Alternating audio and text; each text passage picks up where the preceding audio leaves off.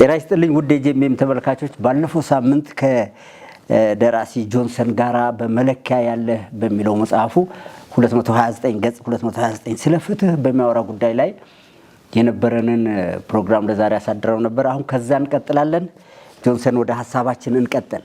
ወደ ዋናው የቅበተ እምነት መርህ ወይም ደግሞ ተልእኮ ለማራመድ አይደለም የተልእኮ መሳሪያዎች ናቸው የጥቃት መሳሪያዎች ሆነው እያየን ነውና ያንን ነገር እንዴት ማቅናት ይቻላል በሚለው ሐሳብ ላይ ዛሬ ብንነጋገር ለምሳሌ ምንጭና ኃይሉን በማሳየት በኩል ባለፈው ትንሽ ተቀስ አድርገን ነበር። ሙሴ በፈርዖን ጠንቋዮች ፊት ያሳየው ምንጩንና ዓላማውን ከምንጩ ተነስቶ ባለቤቱን ነው ያሳየው። ያንን ሐሳብ እዚህ ገጽ 229 230 አካባቢ ገልጸዋል። አዎ እና እኛም ምንጫችንን ከማሳየት መራቅ እንደሌለብን ተሰማኝ። እኔ በምን ያህል መጠን ይሄንን ሐሳብ እስቲ እኔ እንደተረዳሁት ወይም ደግሞ ጥያቄዎቼ በገቡህ መጠን ይህችን ሐሳብ ምንጭን በማሳየት ረገድ ያንን ተልእኮ እየተወጣን ነው ወይ? ይህንን ምንጭ የሚለውን ሐሳብ ያነሳሁት የመጀመሪያ መጽሐፌ የአማልክቱ አዋጅ መጽሐፍ ሲገመገም አንድ ቸርች ላይ ጉለሌ ሙሉ ወንጌል ቤተክርስቲያን የመጀመሪያ መጽሐፌ ይገመገም ነበር እና አንድ ሰው አንድ ጥያቄ አነሳ። የቅበተ እምነት ላይ የሚሰራ ወንድም ነው። እጁን አነሳና አንድ ጥያቄ አነሳ። ሜዝሜር የሚባል በክፉ መንፈስ ልምምድ ውስጥ የነበረ ሰው እጁን ሲጭንባቸው ወይም ደግሞ የእጁን እንቅስቃሴ ሲያደርግ ሌሎች ሰዎችም ልክ በተመሳሳይ ሁኔታ በዛ የመንፈስ ኃይል ተጽዕኖ ስር ያድሩና ይወድቃሉ ወይም ደግሞ እሱ የሚፈልገውን አይነት እንቅስቃሴ እንዲያደርጉ ያደርጋቸዋል። አንተም በሌላ ቦታ ላይ መንፈስ ቅዱስ በሚነካኝ ጊዜ ልክ እንደ ኤሌክትሪክ ይወራኝ ነበረ ትላለህ። ሜዝሜርም እንደዛው ሰዎች እንደዛ አይነት ስሜት እንደሚሰማቸው ይናገሩ ነበር እና ምን ልዩነቱ ምንድነው የሚል ጥያቄ ጠየቀኝ ማለት ነው። እዛ የግምገማ መድረክ ላይ ሐሰተኛው አሰራር ላይም እንደዛው ካለ እዚህ እውነተኛ አሰራር ብለህ የምትጠቅሰውም ላይ እንደዛው አይነት ነገር ካለ ምንድነው ልዩነቱ የሚል ጥያቄ ጠየቀኝና የመለስኩለት መልስ የምንጭ ልዩነት አለው የሚል ሙሴንና የግብጽ ጠንቋዮችን በዛን ያነሳሁት። ሙሴ እነኛ ጠንቋዮች የተአምራት ሙግት ውስጥ ነው ያስገቡት። የሪዝን ወይም ደግሞ የሚስማሙበት ሁለቱም ወገኖች የሚስማሙበት ስክሪፕቸር የላቸው። የግብጽ ጠንቋዮች የራሳቸው የሆነ መመሪያ ነው ያላቸው፣ ጥንቆላ መመሪያ። አይሁዶች ደግሞ ያው ከያህዌ ያገኙት መንፈሳዊ መመሪያ ነው ያላቸው ከአብርሃም እና የግርዘት ስርዓቱን ምናምን ተከትሎ ያለ ህግና ስርዓትን በትራዲሽን ውስጥ የመጣ ትምህርት አላቸው። ያንን ነው የሚከተሉት። ሙሴ ምንድነው ያደረገው? የግብጽ ጠንቋዮች በትራቸውን ጣሉ፣ እባብ ሆነ እና ሙሴም በትሩን ጣለ፣ እባብ ሆነ። ተመሳሳይ ነገር ነው ያለው። ባለፈው እንዳልኩ ነው ተመሳሳይነት አንድነት አይደለም። ሁለት ልምምዶች ተመሳሳይ ስለሆኑ አንድ ናቸው ብሎ መፈረጅ አይቻልም። ደምሳሳ ፍረጃ ብዬ አንስቼዋለሁ እዚህ መጽሐፌ ላይ እንደዚህ አይነቱን አካሄድ። ተስፋዬ ሮቤ ላይ ደግሞ ጥቅል ተፋልሶ ይሏል። እንደዚህ አይነቱን የሙግት አካሄድ ጥቅል ተፋልሶ ያስቀምጣል እና ተመሳሳይ ስለሆነ አንድ ነገር ምንጩ አንድ ነው ማለት አይደለም። ተመሳሳይ ነው። ፋይናል ያው እንደምታውቀው በታሪኩ ላይ የሙሴ እባብ የግብጽ ጠንቋዮችን እባብ ዋጠችና አሸናፊ የሆነ ነገር ነው የምታየው። ይሄን ብቻ ሳይሆን ያ ፕራክቲስ ያሳየው ምንድነው? እሱ የግብጽ ጠንቋዮች ሶርስ እና የሙሴ ሶርስ ምንጭ የተለያየ ነው ማለት ነው። በግልጽ ታየ። የግብጽ ጠንቋዮች የራሳቸው ምንጭ ያላቸውን ኃይል ሁሉ ተጠቅመው ማድረግ አልቻሉም። ሙሴ ያደረገው ማለት ነው ማመሳሰል ችለዋል የተወሰነ መንገድ። ከዛ በኋላ ግን ያንን መድገም አልቻሉም። ስለዚህ ይሄ የሚያሳይህ ምንድነው? ዛሬም የእግዚአብሔርን እውነት የሚመስሉ ሐሰተኛ ነገሮች አሉ፣ የሚመሳሰሉ ነገሮች። አሁን ጥንቃቄ ማድረግ ያለብን እውነተኛውን ነገር ከሐሰተኛው ጋር እንዳንፈርጅ። ትክክል የሆነውን ነገር ትልቅ የመለየት ስራ መስራት አለብን ማለት ነው። ጥንቃቄ ያለው ጥልቀት ያለው ሙሴ አሁን ጥሩ ነገር ነው ያደረገው። ከእግዚአብሔር ምሪት በመቀበል የመለየት ስራ ነው የሰራውና አንዳንዱ ነገር በሎጂክ ብቻ የምታሸንፈው አይደለም። እግዚአብሔርን መስማት መጸለይ ይጠይቃል። ዝም ብለህ በራስህ ሮጠህ የምትገባበት ነገር አይደለምና እንደዚህ ጅምላ ፈረጃ ውስጥ በምትገባበት ጊዜ የምታቀርበው የሙግት አይነት ምንድነው? እሱ የሚሆነው ቁልምምተ ወገራ። ቁልምምተ ማለት የታጠረ ወይም ደግሞ የተጣመመ ማለት ነው። የተጣመመ ወገራ ውስጥ ነው የምትገባው። ያልሆነ ሙግት ውስጥ ነው የምትገባው። የግለሰቡን ወይም ደግሞ ቤተክርስቲያንንም ከሆነ ልምምድንም ከሆነ የምትሞግተው ልምምዱ ወይም ትምህርቱ የማይገልጠውን ሐሳብ የራስን ሐሳብ በመስጠት አብረህ በመፈረጅ አጉል ሙግት ውስጥ ነው የምትገባው። እንደዛ በሚሆንበት ጊዜ ያው ጥቃትህ መልሶ በክርስትና ላይ ነው የሚሆነው። ብዙ ጊዜ እንደዚህ አይነት ሙግት ውስጥ የሚገቡ ወገኖች ለምሳሌ የወንጌል አንዱ ተልእኮ የክርስቶስ ተልእኮ የሰዎች መዳን ነው። የሰዎች መዳን ነው። የሰዎችን መዳን ራሱ አታክ ወደ ያረጋሉ እንቅስቃሴ ውስጥ ትገባለህ። ቀላል ምሳሌ የሚሆነን በቅርብ መስቀል አደባባይ ተዘጋጅቶ የነበረው በቢሊ ግራም ፋውንዴሽን ተዘጋጅቶ በነበረው ፕሮግራም ላይ የተሰነዘሩ ሂሶች ነበሩ፣ ትችቶች ነበሩ። ነገሩን ከፖለቲካ ጋር በማገናኘት ከፖለቲካ ጋር መጀመሪያ አክቹዋሊ ያገናኙት ከክርስትና ውጪ ያሉ አክቲቪስቶች ናቸው ነበሩ። ፖለቲካውን አታክ ማድረግ ስለሚፈልጉ አገናኝተው የኛም ሰዎች ያንኑ በዛው ተመሳሳይ ትችት ሰነዘሩ እና ይሄ እንግዲህ ቁልምምተ ወገራ ነው ማለት ነው። ሐሳቡን መቀልበስ የፋውንዴሽኑ ዓላማ ወንጌል ስርጭት ነው። ከዓመት በፊት ነው የተሰራው። ያ ማለት ዶናልድ ትራምፕ ወደ ስልጣን ከመውጣታቸው በፊት ዝግጅት ይደረግ ነበር። ከዶናልድ ትራምፕ መሾም ጋራ ምንም አይነት ግንኙነት የለውም የግለሰብ ወደዚህ መምጣት፣ አስቀድሞ የተያዘ ፕሮግራም ስለሆነ ማለት ነው። እንደዚህ አይነት አካሄዶች የወንጌልንም ዓላማ የሚጎዱ ይሆናሉ። የቤተ ክርስቲያንን ዓላማ የሚጎዱ ይሆናሉ። ከፍቅር የወጡ ናቸው፣ ምንም ጥያቄ የለውም። ከወንጌልም ዓላማ የወጡ ናቸው። አይታል ሙሴ ዊል ካደረገ በኋላ ፐርፐስ ነበረው። ዓላማው የእስራኤልን ልጆች ከግብፅ ማላቀቅ ነው እና አንዳንድ ሙግቶች ዓላማ ቢስ ሆነው ነው የምታያቸው። ምንድን ነው ከዚህ የሚተረፈው ብለህ ስታስብ ትርፉ እውነቴ ነው ብለህ አጠያቂ ነው። እንደውም የቤተ ክርስቲያንን ትርፍ የወንጌልን ትርፍ የሚጎዳ እና የሚያበላሽ ይሆናል ማለት ነው። እንደሱ እኮ ነው። አሁን ለምሳሌ ምንጩንም የማሳየት አቅም የለውም። አንዳንድ ሂሶች ምንጩን ነው ያሳዩ። ሙሴ ምንጩን ነው ያሳየው። ምንጩን በምን ተገለጠ? በኃይል ተገለጠ። በዚህኛው አሁን አንተ ባልከው ሂስ ውስጥ እኮ የሚገለጠው ማን ነው? ሰውየው ነው።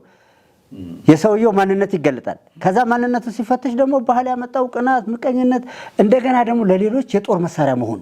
ማንም ከቅርበትም ከርቀትም አቀባብሎ እሱን ይተኩሰዋል። ገብተዋል ወደ ፈለገው ዓላማ። እኔ እሱን አየሁ። አሁን ለምሳሌ ሂስ ልትለው አትችልም። አሁን ቀደምም የራስን ስም የመገንባት የራስን መገንባት ምናምን ነገሮች ይሆንና በዛ ስም ደግሞ የሚጠቀም ኃይል አለ እንጂ ያ ስም ምን ይሆናል? ያ ሰውዬ ከነ አይዲያው የጦር መሳሪያ የሚሆነው ለአጥቂዎች። ስለዚህ ዋናው ዓላማ ሁሉ ይጠቃበታል ማለት ነው። ዋናው መርህ፣ ዋናው የክርስትና ተልእኮ ራሱ ይጠቃበታል። አሁን የዛ የስቴዲየሙ የመስቀል አደባባዩ ዝግጅት ሌሎች ናቸው ሀሳቡን ያነሱት። እነኚህ ደግሞ ከፖለቲካ ጋር ምክንያቱም የተሰለፍንበት መንገድ ተቃውሞ ነው ብለው ደምድመዋል። ለዛ ለተቃውሞ ኃይል በቡድንም በግልም የሚመጣ ሰው ይሄን ጦር መሳሪያ ነው የሚያነሳው። ይሄን አሁን ባለፈውም ሳምንት እንዳነሳ ጥፋት ምልህ እኮ ግለሰቦቹን ያጠፋል ምልህ ከመልካሙ ሐሳብ ያጎድላቸዋል። በነገሮች ውስጥ እንዴት መልካም ነገሮች አይታዩም የሚለው ነገር ነው። ይሄ ነገር ጆንሰን በደንብ ደግሞ አንተ ስለሚመለከት አሁን ከጀርባ ያለውን ኃይል የተመሰረትንበትን ኃይል ህይወት ያገኘንበትን ኃይል በምን ያህል መጠን ሊያሳይ ይገባል? ዲሲፕሊኑስ ምንድን ነው ትላለህ? የዕቅበተ እምነት ዲሲፕሊን በዋናኝነት መሆን ያለበት አንደኛ ከዓላማው አንጻር መቃኘት አለበት። ዓላማው ምንድን ነው? እንዳነሳ ነው ከዚህ የምናተርፈው ምንድን ነው? እሱ ግባችን ምንድን ነው? ራስን ማሳየት፣ የራስን ኢሜጅ መገንባት፣ የራስን ጥቅም በመፈለግ ለጥቅም ብለህ ማድረግ ከሆነ ሁል ጊዜ የምትሰራው ከጥቅምህ ወይም ኢሜጅህን ከመጠበቅ አንጻር ስለሆነ ለእውነት ላትቆም ትችላለህ። ለእውነት ከመቆም ይልቅ እውነትን የመሸሽ የመደበቅ ሐሰትን የማጉላት ስራም ልትሰራበት ትችላለህ ማለት ነው። ሁለተኛው በፍቅር የተቃኘ መሆን መቻል አለበት። ዋናው ዓላማው ሰዎችን ለማዳን መሆን መቻል አለበት። ሰዎችን ለመርዳት እውነትን ወደ ማወቅ እንዲጠጉ ለማገዝ መሆን መቻል አለበት እና የዕቅበተ እምነት ዓላማ መሆን ያለበት ትልቁን አምላክ ማሳየት፣ ትልቁን አምላክ ማግኒፋይ ማድረግ፣ አጉልቶ ሰዎች እንዲያከብሩት ማድረግ መሆን መቻል አለበት ብዬ አምናለሁኝ። ከአምልኮተ እግዚአብሔር የማያጠፋን፣ የማያሸሸን፣ የማያርቀን ሂስ አቅራቢውንም ሙግት አቅራቢውንም አድማጩንም የማይጎዳ በጥንቃቄ መደረግ አለበት ብዬ አምናለሁ። በተለይ በዚህ ዘመን ጆንሰን አሁን የማቴዎስ 24 እንኳን በበህ ቀና ስትል የምታየው ዓለም ነው። አሁን ጩኸት የበዛበት ነው። ምን መስማት እንዳለብህ ግራ የምትጋባበት ዘመን ነው። ስለዚህ ንግግርህም የሚያደርሰውን ተጽዕኖ መቼም ማወቅ በጣም በጣም ኃላፊነት የሚጠይቅ ተግባር ነው እና ምን እየሰማን ነው? አሁን በአየር ላይ ያለው ድምፅ ምን አይነት ነው? ህዝቡስ በምን አይነት ብቃትና እውቀት ነው ይህንን ድምፅ መለየትና እየመዘነ መቀበል ያለበት? ህዝቡ አሁን ማለት ሚዲያ ላይ የተለመደው ነገር የህዝብ ጆሮ ምንድነው የሚፈልገው የህዝብ ጆሮ ምንድነው የሚፈልገው የሚለውን አስቦ ሙግት አቅራቢ ሙግት በሚያቀርብበት ጊዜ ኔጌቲቭ ነገር ነው የሚፈልገው ከሚል ቅድመ ሐሳብ ይነሳል ማለት ነው። ኔጌቲቭ ነገር ድፍረት ያለበት ነገር፣ እውቀት ያለበት ሳይሆን ድፍረት ያለበት ነገር፣ ጨዋነት ያለበት ሳይሆን ስድብ ያለበት ነገር እና ጽድፈተ ሰብእ ተፋልሶ ይበዛል። ጽድፈተ ማለት መሳደብ ማለት ነው። ዶክተር ተስፋዬ ሮቤሌ ነው ይሄንን ቃል የተጠቀመውና ጽድፈተ ተፋልሶን ነው የምታየው ሚዲያ ላይ። ጽድፈተ ተፋልሶ ሐሳብ ላይ ከመሞገት ይልቅ የግለሰቡን ስብዕና መሳደብ፣ እንደውም ተስፋዬ ሮቤሌ ልግጫ በሚል ቃል ያነሳዋልና በተሰወረ ስውር በሆነ ግልጽ ባልሆነ መንገድ በሙግት ውስጥ ግለሰቡን ማንቋሸሽ፣ ግለሰቡን መስደብ፣ ማዋረድ፣ እንዲሸማቀቅ ማድረግ እና በዛ መንገድ ብያኔውን አድማጭ እንዲቀበለው ማስገደድ ብሎ ያስቀምጠዋል እና አብዛኛው ብያኔ በሙግት ሐሳብ ስትፈትሽ ሐሳብ አታገኝም። ምናልባት ሙግት ያቀረበው ግለሰብና ሙግት የቀረበበት ሰው ተመሳሳይ ሐሳብ ነው ያላቸው ወይም ተመሳሳይ አቋም ነው ያላቸው። ግን ሙግት አቅራቢው ሆን ብሎ በሐሳቡ ስለሚሸነፍ ወይም ደግሞ ኢቭን እሱ ራሱ የሚደግፈው እውነት ይሆናል ማለት ነው፣ ሊቃወመው የማይችለው እውነት ይሆናል ትችት የሚቀርብበት ሰው ምን ያደርጋል? ሙግቱን ለማሸነፍ ብቻ ግለሰቡን አታክ ያደርገዋል። በሙግት ውስጥ የግለሰቡን ስብዕና የሚነካ ቃላትን ሰውሮ በማስገባት ግለሰቡን የማበሳጨት የማስቆጣትና ከሙግት ሐሳቡ የመውጣት ነገር ይፈጠራል። ሚዲያው መስተካከል አለበት ብዬ አስባለሁኝ። አድማጮቻችን በሚሰሙን ጊዜ ጽድፈት ላይ ትኩረት አለማድረግ፣ ከጽድፈት ተነስቶ ከማንቋሸሽ ከማጥላላት፣ ይሄ በዓለም ላይ የተለመደ ነው። የማጥቂያ ስልት፣ የማሸነፍ ስልት ነው። ስትራቴጂ ነው ራሱ።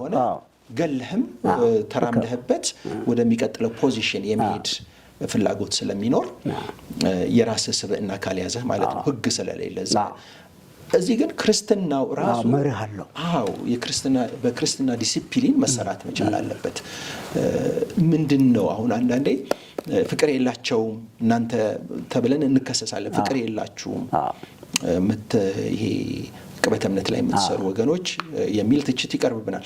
ራሳችን ማየት አለብን። እውነት ከፍቅር አንጻር ነው ወይ ሂስ እየሰነዘርኩ ያለሁት? እና ታያለህ ግልጽ የሆነ ጥላቻ ታያለህ። ሐሳቡን ከመሞገት ይልቅ የሰውየው ማንነት ላይ ትኩረት ማድረግ፣ ወደ ኋላ ጥሎ የመጣቸው ታሪኮች ላይ ትኩረት ማድረግ ከኋላ ታሪኩ ተነስተህ አሁን በሚያደርጋቸው እንቅስቃሴዎች ላይ ብያኔ መስጠት እና እነኚህ ነገሮች አሉ። ያው ሰው መቼም ስህተት አያጣም። ይህንን ስልህ መሰረታዊ በሆኑ ትምህርቶች ላይ እንሳሳታለን ማለት አይደለም። ግን በየዕለቱ በምናደርጋቸው እንቅስቃሴዎች የአመራር ችግር ሊሆን ይችላል፣ የትምህርት ችግር ሊሆን ይችላል። በየቀኑ በምናቀርባቸው ስብከቶች ላይ ትምህርቶች ላይ የተለያዩ ስህተቶች ልንሰራ እንችላለን። ጥቃቅን ስህተቶች ማለት ነው። እነኛ ስህተቶች ገና ሳያድጉ ትተናቸው ምናልባት የዛሬ 4 ዓመት ሊሆን ይችላል እዛው ትተነው አሁን ወደ ሌላ ቦታ ሄደን እነኛን ትምህርቶች አናስተምራቸውም ወይም አንተገብራቸውም። ግን ምን ይደረጋል? እነኛ ትተናቸው የመጣናቸው ትምህርቶች ላይ ምንም መሰረታዊያን ትምህርቶች ባይሆኑ አንስቶ ግለሰቡ ተቀባይነት እንዳያገኝ የመወርወር ነገር አለ፣ የማንሳት ነገር አለ እና እሱ እኮ እዛ ጋር ትላንትና እንደዚህ አድርጓል። ይሄ ምን ማለት ነው? ለምሳሌ ንጉሥ ሰለሞን ከልጅነት ሚስት ጋራ ደስ ይበልህ ብሎ ተናግሯል። እሱ ማን ሆነና ነው? እሱ መቼ ከልጅነት ሚስቱ ጋር 1000 ሚስቶች አልነበሩት እንዴ ብሎ የማጥላላት ከዛ የተነሳ ከልጅነት ሚስት ጋር ደስ ይበልህ የሚለውን ትሩዝ የማጣጣል ነገር ማለት ነው። እና እንደዚህ አይነት ስራዎች ይሰራሉ። ያለፈውን ስህተቱን በማንሳት እሱ ማን ሆኖ ነው? አንድ ጊዜ አንድ ወንድም ጠንከር ያለ መልእክት ያስተላልፍ ነበረ በዚህ በወንጌል ስርጭት ላይ እና ገድላትን ሁሉ እየነካ ይሰብክ ነበረ እና አንድ አቃቢ ምን ብሎ ተናገረ? እሱ ማን ሆነና ነው ይሄንን የሚናገረው? የእምነት እንቅስቃሴ አራማጅ አይደለም ወይ የሚል ነቀፋ ሰነዘረ ማለት ነው። የእምነት እንቅስቃሴ አራማጅ በመሆኑ በዛ ጉዳይ ላይ አንስተህ ሂስ ትሰጣለህ። የእምነት እንቅስቃሴ ስሁት ልምምድ ነው ብለህ ስሁት ትምህርት ነው ብለህ እዛው ነገር ላይ አንስተህ ሂስ መስጠት ይቻላል። ግን እዚህ ጋር ያነሳውን እውነት እንዴት አድርገህ ነው የምትክደው? የወንጌል አካል አይደለም ወይ? የወንጌል አካል አይደለም ወይ? የተክለ ሃይማኖት ተቅማጥ አያድንም ብሎ ነበር የተናገረውና ያኔ ያ ወንድም ተቃወመ ማለት ነው። ማን ሆነና ነው በሚል ይሄ ማለት ልክ እንዳነሳውልህ የጳውሎስን መልእክት አይቶ እሱ ማን ሆነና ነው ማለት ወይም ሰለሞንን የሚያንጹ መልእክቶች አይቶ እሱ ማን ሆነና ነው ስለ ትዳር የሚናገረው? እሱ ራሱ 1000 ሚስቶች አልነበሩት እንደማለት ነው ማለት ነው። ስለዚህ የኋላ ሕጸጹን ስህተቱን በማንሳት እዚህ ጋር ያለውን እውነት እዚህ ጋር ያለውን ሚዛን የሚያነሳ ውሃ የሚያነሳ እውነት የማጣጣል ሙከራ እንደዚህ አይነት ነገሮች ትክክል አይደሉም። ከክርስትና ዲሲፕሊን ውጪ ናቸው። ስለዚህ ዕቅበተ እምነት ላይ የሚሰሩ ሰዎች በምን ዲሲፕሊን እንዲሰሩ ይገባል? ዕቅበተ እምነት የራሱ የሆነ ሳይንስ አለው። በቂ ዝግጅት ሊያደርጉ ይገባል። ስለ ሙግት አካሄዶች ማጥናት መቻል አለባቸው። ራሳቸውን ማሳደግ መቻል አለባቸው እና ልክ ቅድም እንደነገርኩ ነው እንግዲህ ምንም ሳትማር ምንም አይነት ትሬኒንግ ሳትወስድ የሕክምና ልብስ ለብሰህ ሕክምና አትገባም። መማር ያለብህን ትምህርት መማር አለብህ። መውሰድ ያለብህን ፕራክቲስ መውሰድ አለብህ። የሚያሳዝነው በዚህ በዕቅበተ እምነት አገልግሎት ዙሪያ ረጅም ዓመት የሆናቸው 5 ዓመት 6 ዓመት 10 ዓመት የሆናቸው ሰዎች አሁን የምናነሳቸውን ስህተቶች በጉልህ ማድረጋቸው ነው።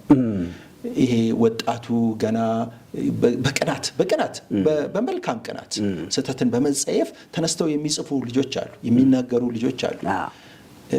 እነሱ ያው ያድጋሉ። ነገ እውነትን ወደ ማወቅ ሲመጡ እየተስተካከሉ ይሄዳሉ ብለህ ተስፋ ታደርጋለህ። 10 ዓመት 20 ዓመት ምናምን የሆነው በአገልግሎቱ ላይ የቆየ ሰው ራሱን ሳያሳድግ ስታይ ከሙግት ሳይንስም ውጪ ከክርስትና ኤቲክስም ውጪ ሆኖ ስታየው እሱ በጣም ያሳዝናል። ስለዚህ በሙግት ስነ ምግባር በሙግት ሳይንስ እንደገና ደግሞ በክርስትና ኤቲክስ ስነ ምግባር መሰራት አለበት። ልክ ነው። እኔ አሁን ያልከው በ20-30 ዓመት ቆይተው እሱ ሳያድጋል ምኑ የሚያድገው አሉታዊ አታያዩ ያድግበታል፣ ያው ሐሳብ ያድግበታል። ደጋግመን እንዳልነው ነው ያው የሚያስበው ሐሳብ የሰለጠነበት ሐሳብ ይሰለጥንበትና ይቆጣጠረዋል። ለዚህ እኮ ነው ለውጥ የማይታየው። አሁን እኔ አሉታዊ ሀሳብ እንደው እዚህ ንግግር ላይ ላንሳና አሉታዊ ሀሳብን ማየታችን ሕጸጾችን ፈልገን መከታተላችን ችግር የለው ብቻውን እሱም ብቻ ተከታተልበት መንገድና ወደ ተግባር የምናመጣበት መንገድ ነው አደጋ የሚሆነው ለጥቃት ሲሆን እና ደግሞ በተፋልሶ ሙግት የምናቀርብ ከሆነ እሱ ከፍተኛ አደጋ ነው ያለው፣ ግለሰቡንም ይጎዳል። ዓላማው ማቅናት ያልሆነ አሉታዊ አተያይ እኮ ነው። ህሊናህም ራሱ እኮ ይመሰክርልሃል ልክ እንዳልሆንክ ይነግራል። ህሊና ስለሚወቅስህ በዛ በተወቀሰ በቆሸሸ ህሊና እንዴት አድርገህ ነው የራስህንስ የክርስትና ህይወት የምትመራው? እኔ ለህሊናዬ ሰላም የማይሰጠኝ የሚረብሸኝ የሚያውከኝን ሙግት አላቀርብ። ሳቀርብ ህሊናዬ ራይት ነህ የሚለኝን በውስጤም ያለ መንፈስ የሚመሰክርልኝን ጭብጥ ነው በጥንቃቄ ለመስራት መሞክረው። አንደኛው በሽታ እኮ ህይወትህም አይረበሽም፣ ጤናማ ህይወት ይኖርሃል። ራስን የምትገመግመው እኮ በመርሁ ባለ ፍሬም ተበጅቶልሃል። ነገር ግን ይሄ ለዘመቻ የሚያጠራራ አሉታዊ አተያይ አለ። በዛ ጉዳይ ላይ የምትረባረበው ቡድን አለው ሁሉ ራሱ ሰውየው ራሱ መልካም ሰው ሆኖ ሲስተሙ የማይፈቅድለት ተጠራራ ይላል ሲስተሙ። ከዛ በኋላ አጥቃ ነው እኩል አይተዋል። በጣም አደገኛ ነው እሱ አሁን ሁሉ ይሄን እቺም ደጋግመን እንደተናገር ነው በሱ የሰለጠነ ሰው በሱ አሉታዊ አስተያይ የሰለጠነ ሰው ለውጥ ሊያመጣ አይችልም ነው ያልኩ። አሁን ቀድም ያልኩት ያው አሉታዊ አስተያይ የሰለጠነበት ይመጣና ነቀፋ ፍለጋ ይሄዳል። ከዛ እሷን ይዞ ያሳድጋታል፣ ሌሎች ይረባረባል። እንደዚህ አይነት ነገር ሆነ። ይሄ ሲሆን ከዋናው መርህ ነገርን በፍቅር የመያዝ ዋና መርህ አይደለም እሱ ቤተሰባችንንም ልጆችንም ይጎዳል። ልጆችን ህፃናትን ቤተሰብን ትልቁ እኔ እንደውም ትልቁ ቤተክርስቲያን ቤተሰብ ነው። ልጆች የሚያድጉ ልጆች የሚወለዱ የሚያዩን ጭጮች ቤተሰብ። ምን የተለመደ ነገር አለ መሰለህ እዚህ ዕቅበተ እምነት ላይ ያው ስራ ውስጥ ስትሆን ነው አንዳንድ ነገሮችን በደንብ የምታያቸው። ሰዎች ከምን ተነስተው ነው የሚተቹት፣ ከምን ተነስተው ነው የሚሟገቱት፣ ደግሞ አካሄዳቸው ምንድነው ብለህ ታያለህና ምን አይነት አመለካከት አለ መሰለህ። አሁን እኔንም የሚቃወሙኝ አንዳንድ ሰዎች አሉ እና ለምንድን ነው የሚቃወሙኝ ብዬ ጠይቃለሁ። ከራሳቸውም ለመረዳት ሞክራለሁ። ያገኘኋቸው ነገሮች ምንድነው? የተለመደ አካሄድ አለ። ምንድነው የተለመደው አካሄድ? መቃወም ከጀመርክ እስከ መጨረሻው ድረስ መቃወም የሚል ነው። አንድ ወንድም ይሄንን አንስቶ ሲነግረኝ ለምሳሌ እከሌን መጽሐፍ ላይ አንስተሃል አለኝ። አሁን አንስቻለሁ። ተቃውሞ ሆነ ያነሳው አሁን አለኝ። ተቃውሞህ ካነሳ በኋላ ግን ሌላ ቦታ ላይ ደግሞ መልካም ነገሩን አንስተህ ይሄ ነገር ጥሩ ነው ብለህ እንደ መልካም ምንጭ የሱን ሐሳብ መልሰህ ጠቅሰህ ትናገራለህ። አሁን አልኩት ይሄ ልክ አይደለም አለኝ። ለምን አልኩት ዕቅበተ እምነት እንደዚህ አይሰራም አለኝ። ለምንድን ነው የማይሰራው አልኩት። አይ መቃወም ከጀመርክ መቃወም ነው ያለብህ፣ በምንም ነገር መደገፍ የለብህም። አይ እኔ ይሄ መጽሐፍ ቅዱሳዊ አካሄድ አይመስለኝም፣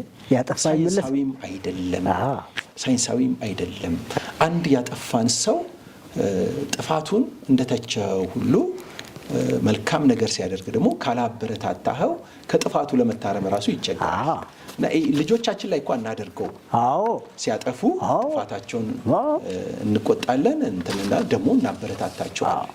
በመልካም ነገራቸው ደግሞ እናበረታታቸዋለን። ስለዚህ የምናበረታታው የምንደግፈው ነገርም መኖር አለበት ብዬ አምናለሁ። እንደዛ ነው እንጂ ምክንያቱም ማቅናት ነው ዓላማው። ይሄ ዓለም ስህተት ሳንሰራ የምንኖርበት ዓለም አይደለም። ወደ ፍጽምና እንጓዛለን እንጂ ፍጹም አይደለንም። ስህተቶች አሉ። ዓላማው ማቅናት ነው። ያጠፋ ይመለሳል። ጆንሰን ቀናውን ስትቃወም የቀናውን ደግሞ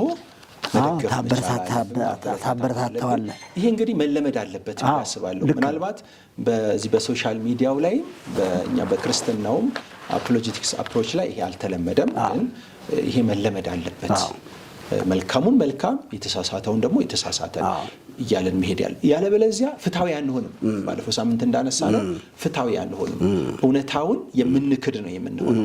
ስህተቱን ብቻ የምንፈልግ፣ እውነታውን እየካድን ስህተቱን የምንፈልግ፣ ስህተቱን ስንቃወም እውነታውንም አብረን የምንቃወም ነው የምንሆነው እና ይሄ ፍትሃዊነት አይደለም። ሚዛናዊም አንሆንም። ሚዛናዊ ለመሆን የሚነቀፈውን ነገር መንቀፍ፣ ትክክል የሆነው ነገር ደግሞ ትክክል እንደሆነ ማሳየት መቻል አለብን ማለት ነው። በጣም አመሰግናለሁ ጆንሰን። ነገሮች በቀና መንፈስ መሄድ ካለባቸው መጀመሪያ ያለባቸው በትብብር በውይይት እንዲሁም ማሰሪያቸውን ፍቅር አድርገው ነው። እና ተቀራርባችሁ መድረኮች ፈጥራችሁ ተወያይታችሁ እንዴት አየሩን በመልካም መንፈስ እንያዘው የሚል ሐሳብ ብታመጡ መልካም የሚሆን ይመስለኛል። ተመልካቾቻችን ከደራሲ ጆንሰን ጋራ በቅብረተ እምነት ጉዳይ ላይ ብዙ የጻፈ አሁንም እየጻፈ ያለ አሁንም የራሱ ፕሮግራሞች አሉት በዚህ ጉዳይ ላይ ከእርሱ ጋር ያደረግነው ውይይት በዚህ እናበቃለን። ሰላም ለእናንተ ይሁን።